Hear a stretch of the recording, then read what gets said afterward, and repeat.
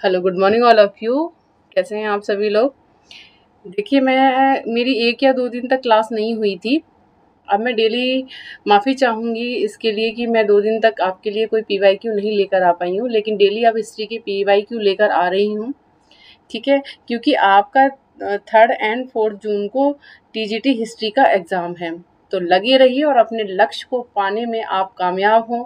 मेरी आपके लिए यही भगवान से प्रे है कि आप लोगों का जो लक्ष्य है वो पूरा हो, अपने लक्ष्य तक आप पहुँचे ज़रूर, ठीक है? क्योंकि शिक्षा हमें वह पंख देती है जो हमें ऊँचाइयों तक उड़ने की क्षमता देता है। शिक्षा वह रक्षक है जो सपनों को साकार में बदल सकती है। तो आप लोग अपनी शिक्षा को कायम रखें, आप लोग अपने लक्ष्य तक पहुँचें और आप लोग इसी तरीके से मैं आपको इतने अच्छे तरीके से मोटिवेट भी करती रहूँगी, आपके लिए कुछ मोटिवेशनल वीडियोज़ भी लेकर आती रहूँगी, पढ़ाने के साथ-साथ, जिससे कि आपको कुछ मोटिवेट मिले और आप अपने लक्ष्य को प्राप्त करने में सफल हों। क्योंकि पढ़ाई तो सब लोग करते हैं। पढ़ाई के साथ-साथ हमें मोटिवेट होने की भी ज़रूरत होती है। जहाँ से हमें मोटिवेशन मिलता है, तो हम उस पढ़ाई को बहुत अच्छे से कर पाते हैं, ठीक है? तो चलिए पीवाईक्यू लेकर आई हूँ मैं आप लोगों के लिए। पीवाईक्यू लगाएंगे आज हम हिस्ट्री के। देखिए क्वेश्चंस 1 क्या कह रहा है। क्वेश्चन 1 की तरफ हम चलते हैं, मूव करते हैं। क्वेश्चन 1 कह रहा है, निम्नलिखित में से वैदिक साहित्य का सही क्रम कौन सा है? बताइए। ऑप्शन नंबर ए क्या कह रहा है, वैदिक संहिताएं, ब्राह्मण, आरण्यक, उपनिषद। देखिए मैं यहाँ पर बहुत अच्छे से एक्सप्लेन तो पूरा डिटेल में नहीं करूँगी, क्योंकि मैं आपको जो डिटेल में करूँगी एक्सप्लेन तो फिर समय ज़्यादा लगेगा, क्योंकि आप लोगों के पास 3rd एंड 4th को जून को जो एग्ज़ाम होने वाला है वो उसमें अब 10 से 15 दिन का समय रह गया है।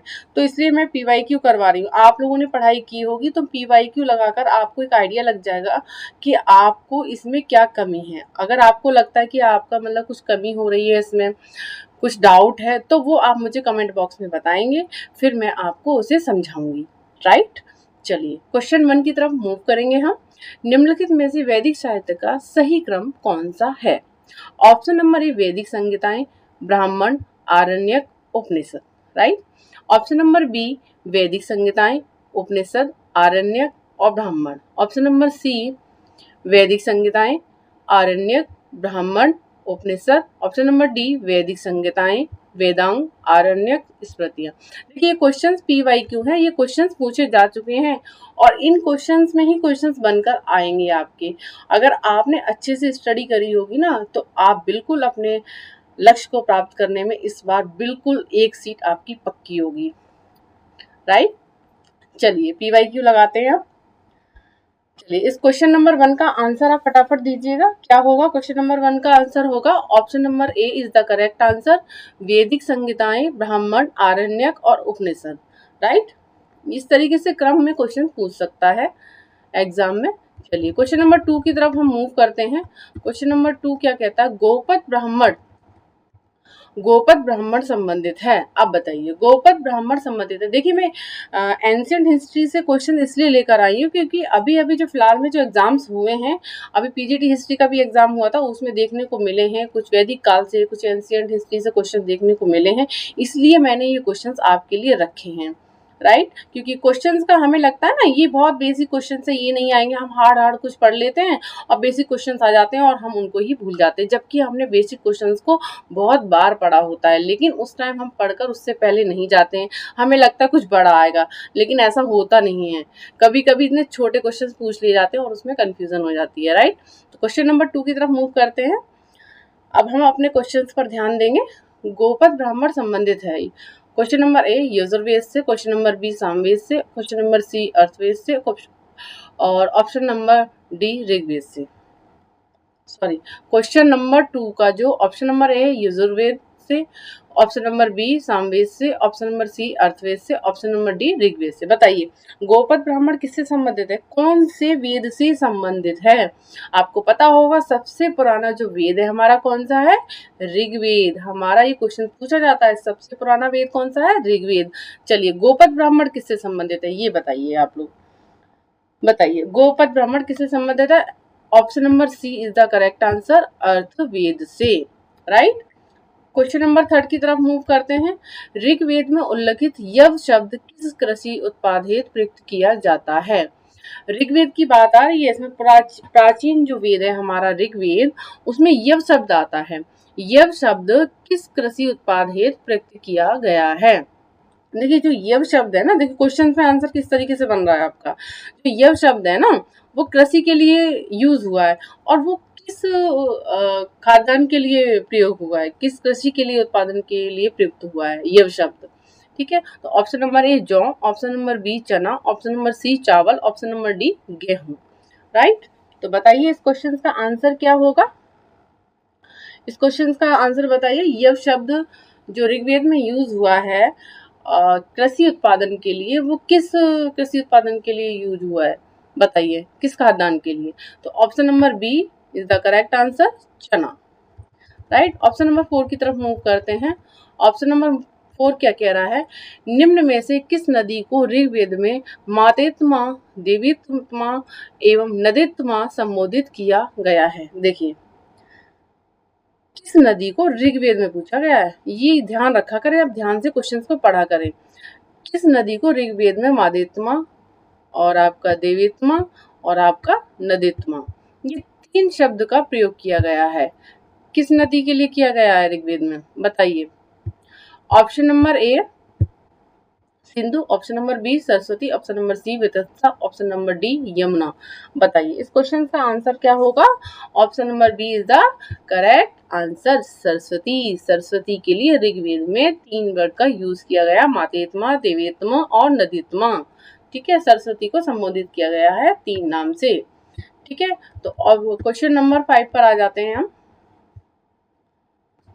क्वेश्चन नंबर 5 की तरफ मूव करते हैं।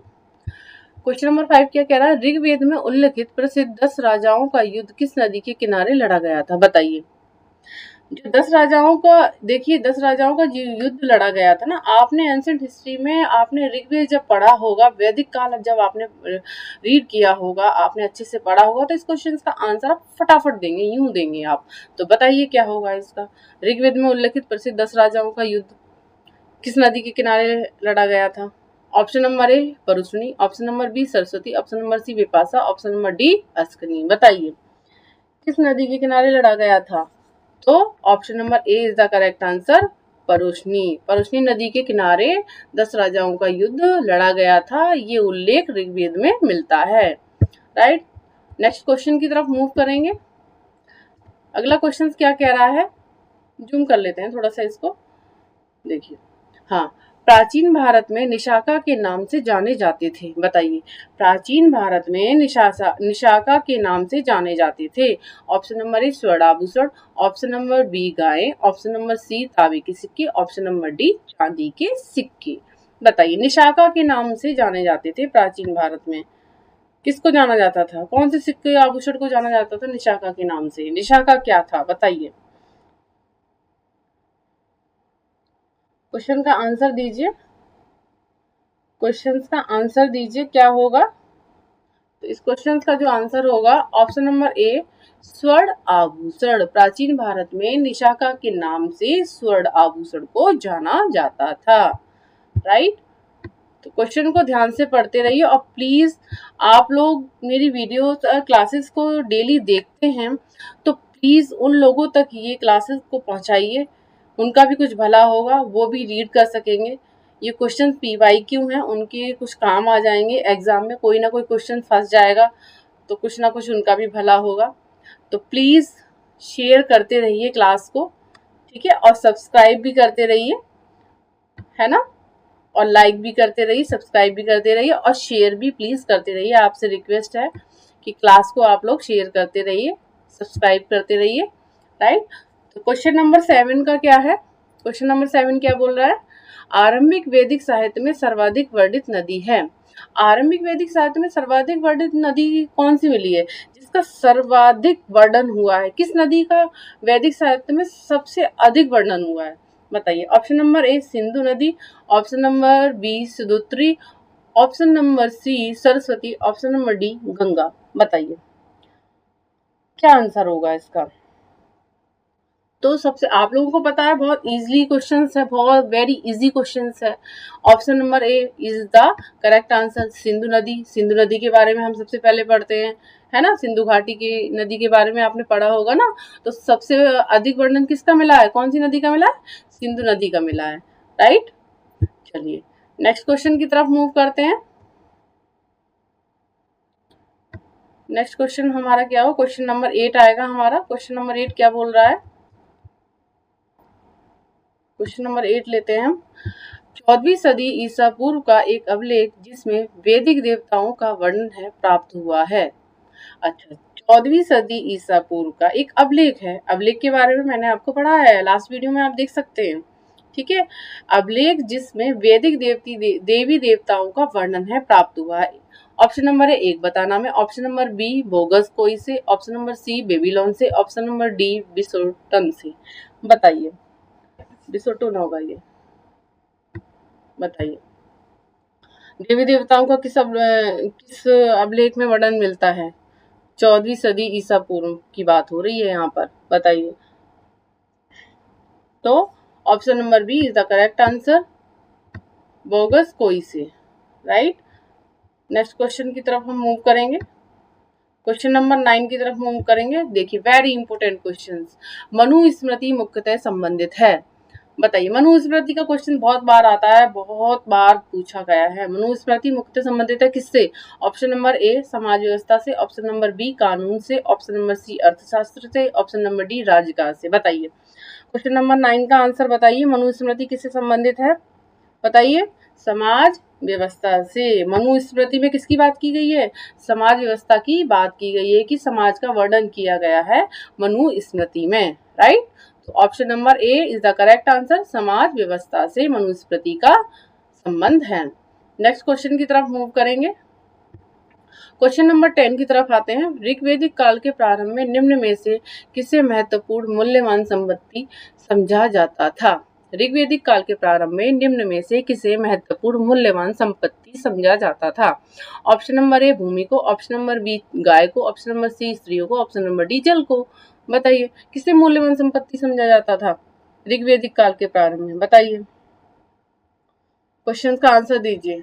Option number B is the correct answer, गाय को मूल्यवान संपत्ति समझा जाता था, राइट। नेक्स्ट क्वेश्चन की तरफ मूव करेंगे। वैदिक काल में किस जानवर को अग्रण्य माना गया है, बताइए। वैदिक काल में किस जानवर को अग्रण्य माना गया है। ऑप्शन नंबर ए बैल, ऑप्शन नंबर बी भेड़, ऑप्शन नंबर सी गाय, ऑप्शन नंबर डी हाथी। बताइए सॉरी। तो option number C is the correct answer, very easy question, गाय को, ठीक है। नेक्स्ट क्वेश्चन की तरफ मूव करते हैं।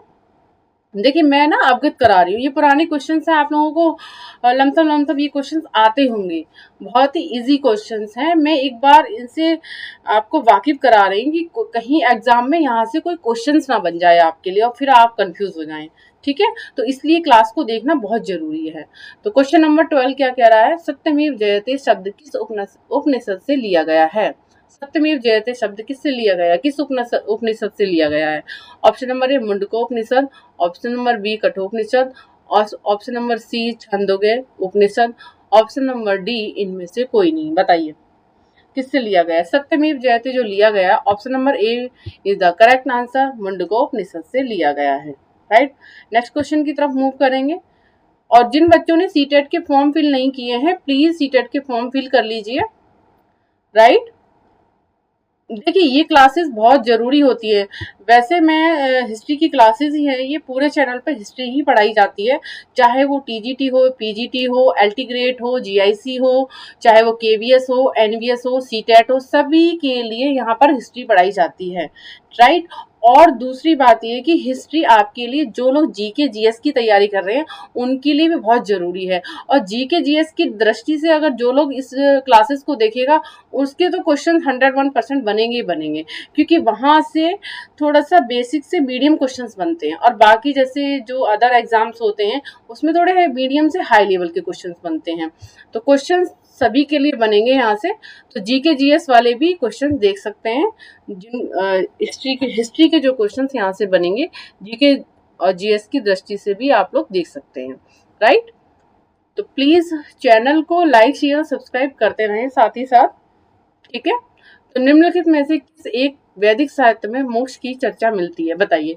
क्वेश्चन नंबर 13 क्या बोल रहा है, वैदिक साहित्य में किस एक वैदिक साहित्य में मोक्ष की चर्चा मिलती है, बताइए कौन से वैदिक साहित्य में मोक्ष की चर्चा मिलती है। क्वेश्चन वेरी इंपॉर्टेंट है।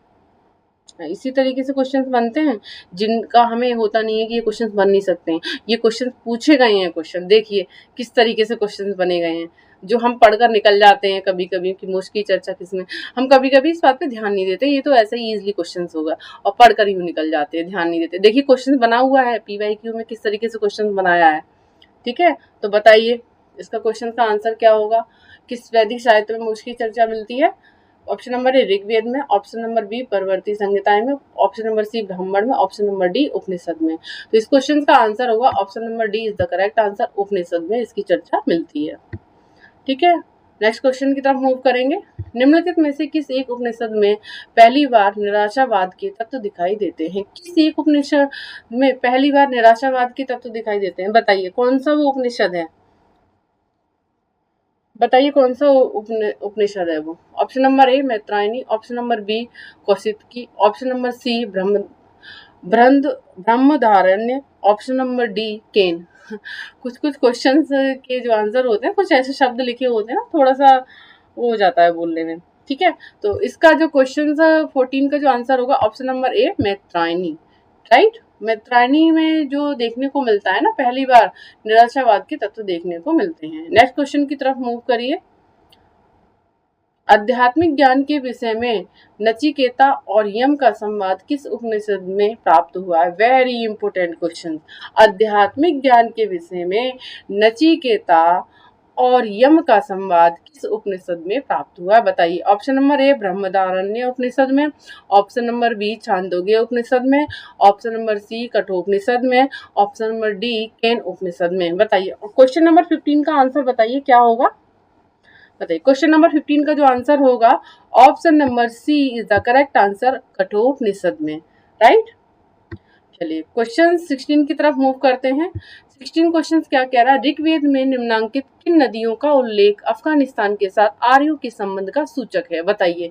Option number a Askani, option number b Parushni, option number c Kubha और Krumu, option number d Vipasha और शतोत्री, बताइए। 16 का आंसर बताइए क्या होगा। Option number C is the correct answer, Kubha और क्रमु में आर्यों का संबंध मिलता है, अफगानिस्तान के साथ आर्यों के संबंध का सूचक है कौन, कुब्भा और क्रमु, ठीक है। किन नदियों का उल्लेख है अफगानिस्तान के साथ आर्यों के संबंध का सूचक ऋग्वेद में, कुब्भा और क्रमु का। तो option number C is the correct answer, Kubha और क्रमु। नेक्स्ट क्वेश्चन आ जाइए। निम्नलिखित वैदिक देवताओं में किसे उनका पुरोहित माना जाता था, निम्नलिखित वैदिक देवताओं में किसे उनका पुरोहित माना जाता था। Option number A Agni, option number B Brihaspati, option number C ध्वंस, ऑप्शन नंबर डी इंद्र, बताइए। 17 का आंसर बताइए आप लोग। देखिए जिन लोगों को ना उसको प्रैक्टिस करनी है, जिनको बेसिक पढ़ना है, जिनका एग्जाम नहीं है, वो लोग मुझे प्लीज कमेंट करके बताएंगे, तभी मैं अभी ये 10 दिन 15 दिन मैं पीवाईक्यू लेकर आऊंगी, उसके बाद मैं आपको चैप्टर वाइज लेकर आऊंगी और चैप्टर्स में पूरा पढ़ाने के बाद एनसीईआरटी पहले तो आपको क्लियर करूंगी, मैं एनसीईआरटी पहले पूरा अच्छे से पढ़ाऊंगी, मैं बताऊंगी किस तरीके से। देखिए एनसीईआरटी में सीटेट के क्वेश्चन एसएसटी में बनते हैं, जब क्वेश्चंस बन जाते हैं तो पूरी एनसीईआरटी पढ़ लेते हैं और पता नहीं चलता कि क्वेश्चंस कैसे बनाएं। मैं बताऊंगी पूरा चैप्टर पढ़ाने के बाद, फिर मैं आपको पीवाईक्यू बताऊंगी कि किस तरीके से यहाँ से क्वेश्चंस बने थे और बनने की पॉसिबिलिटी बनती है, राइट। तो आप लोग मुझे कमेंट बॉक्स में बताएंगे आपको क्या पढ़ना है।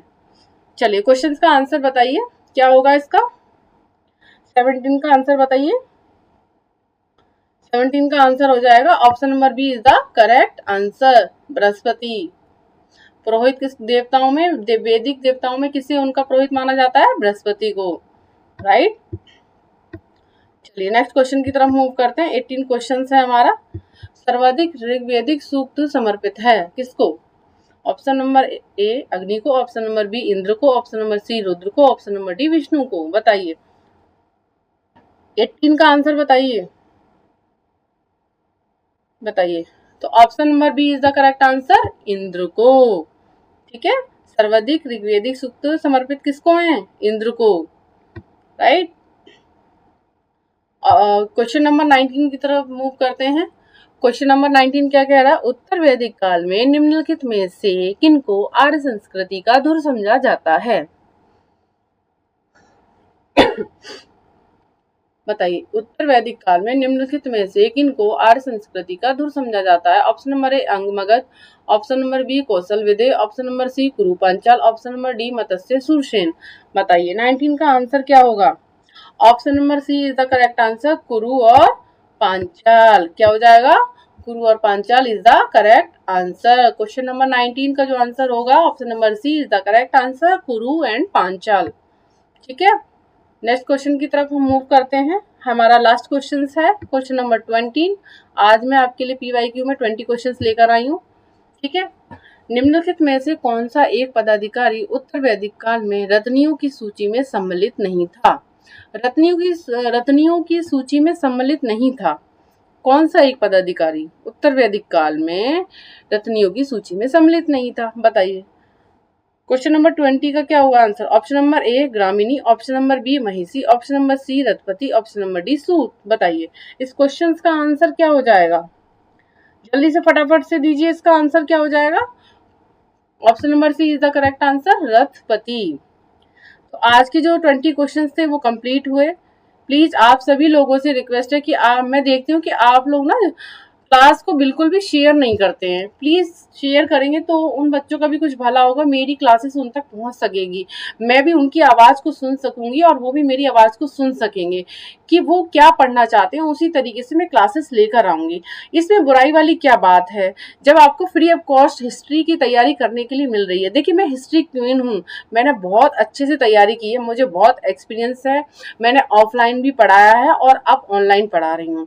ठीक है, तो मेंटेलिटी मैं बच्चों की समझती हूँ कि बच्चों की किस तरह की रिक्वायरमेंट है। एक बार आप मेरे क्लासेस से जुड़कर देखिए, जब भी आपको पता चलेगा। और मेरी क्लासेस को डेली ज्वाइन करें और बाकी बच्चों तक ये क्लासेस को शेयर करें, सब्सक्राइब करें और लाइक करें। तो इसी तरीके से डेली क्लासेस आपको दी जाएंगी। ये डेली क्लास मैं दूंगी आपको।